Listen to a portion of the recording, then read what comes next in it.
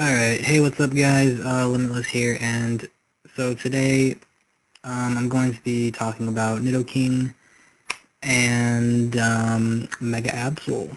So the biggest thing with these two, well, before I start, hold on, I have to set my laptop down.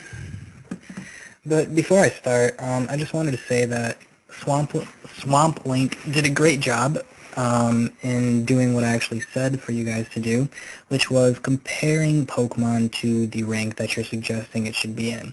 As I said before, you know, I honestly know what these Pokemon do. It's not really a surprise to me. That's really going to do not much for your argument. But what's really going to be particularly useful is you comparing the viability of said Pokemon in particular ranks. So that's really going to be important, and really only Swamp Link did that, so props to him. So yeah. So anyways, Nidoking is, you know, very tricky Pokemon to rank, specifically because you don't really see it that much. Mainly when you see it, it's in, you know, like Quiver Pass. But it's actually a really good breaker, and a lot of people don't realize, but Mega Horn Nidoking actually breaks a lot of cores. You know, not the Snorlax cores that are pretty recent, but you know, it breaks the Mew Florges core, and that's really helpful, obviously. And so Nidoking is really strong, and doing what I said to do, if you compare Nidoking to, you know, the Pokemon in A rank, it's really, you know, like compared to like Fortress, Florges, but I'll talk about Florges later. I'm talking about like Suicune, Umbreon, Darmanitan. You know, if you think about Nidoking, it's really comparable to Darmanitan in my opinion, which is an A rank. And really the only two ranks that you give it to are A or A minus. And if you compare to things in A minus, you know, you're looking at stuff like Hippowdon, Mega Blastoise. Mega Blastoise is tricky because it's on the fringe of A. It really is, and I might, you know, increase it later, but for the time being, it's going to stay at A minus. But anyways, if you compare it to like Hippowdon, Nidoking's obviously better than Hippowdon. So as we get more stuff in A minus, maybe this rank could change, but it really fits easily into A, especially if people use it right. It should not really be. It should always have Mega Horn just to wall Mew, and that's really the main thing that was walling it beforehand. So that's really the biggest thing that I'm looking at right now. So A rank for Nidoking, and then next is going to be Mega Absol. So Mega Absol is kind of interesting in that it's not really seen that much. So it's pretty much walled by Florges, but if you stack it with like Absol and Crocodile, Scarf Crook, you kind of really wear down Florges, and really all dark types. So you're wearing down like Hydreigon and stuff like that.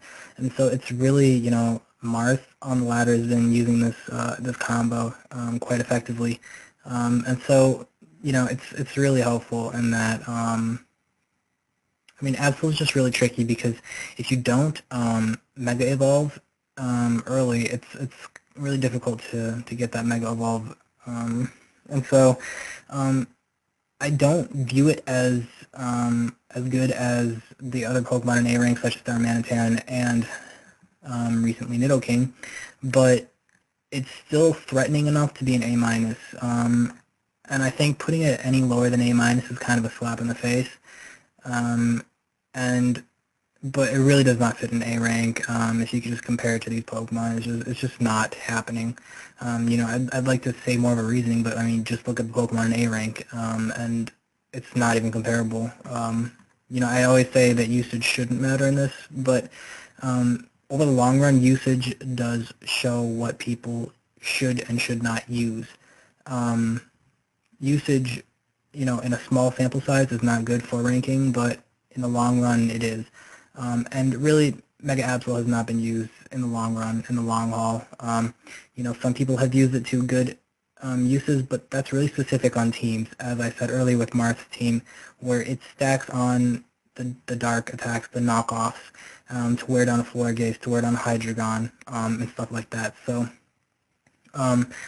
so yeah, that's where I'm coming at with Mega Absol. At the moment, it's gonna stay at A-, or drop to A- rather. It's a really threatening mon, but it just doesn't stack up to the mons in A rank.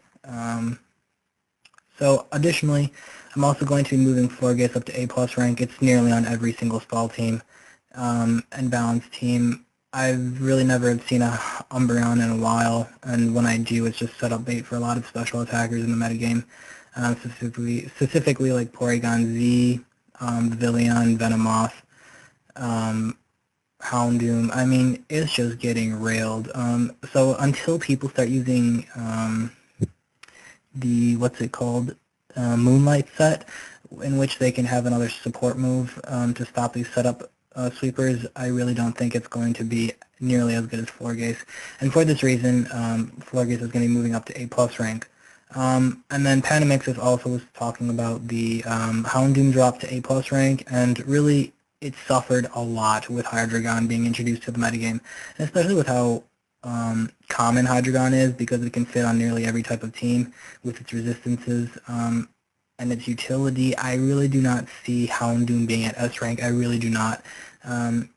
Really what made it S rank before was the fact that it could flame charge late game and just demolish teams.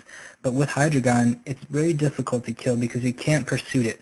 And so compared to other Scarf users, in which, you know, when you have like a CB Heracross or a CB Honchkrow or Crocodile, you can't just trap these Scarf Mons so that you can just sweep later.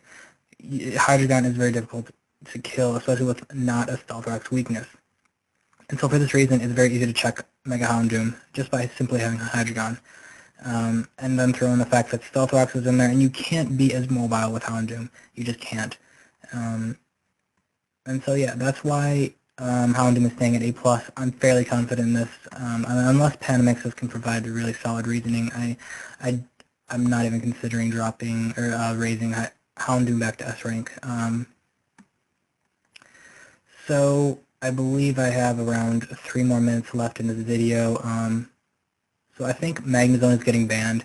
There's been a number of bans, and I think it's going to be a minority vote, but I just really can't stress enough that Magnezone, for anyone who's been playing recently at the top of the ladder, it is centralizing the metagame so much that it's really turning into a bunch of random heavy offensive teams and stall that is like Quagsire. It's just horrible. I really hate it, and you know, a lot of times, you know, like a week ago, people were saying no one's even using Magnezone, but people are now using Magnezone at the top of the ladder, and it's pretty ridiculous. Stall is pretty much getting thrown out the window. People like Maru and Pith are still using it, but Pith's using Quagsire, which is, you know, fine. And Maru is like saying pretty much, if I see a Magnezone, I have to like predict perfectly, which is nearly impossible, and so he just gets fucked by it. So,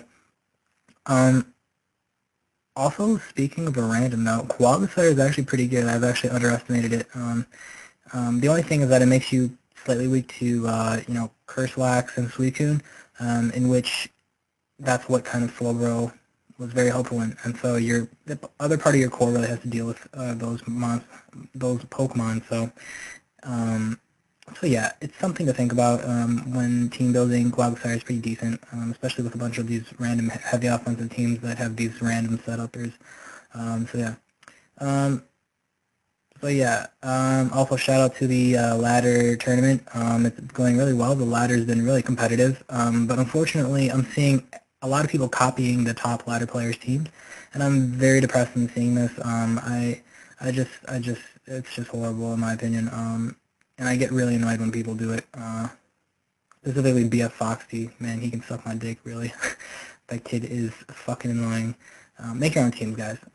So with that, I'll leave with that, and the next 2 Pokemon are going to be Mega Aerodactyl and let's go with Chandelure. So yeah, peace guys.